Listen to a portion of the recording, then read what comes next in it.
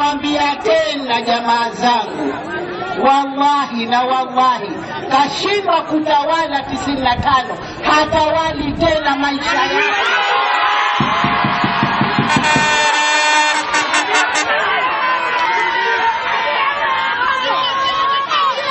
Lakini nasema, na nitarudia tena na siogopi kusema, serikali hii ni ya kimapinduzi, sio ya mchezo.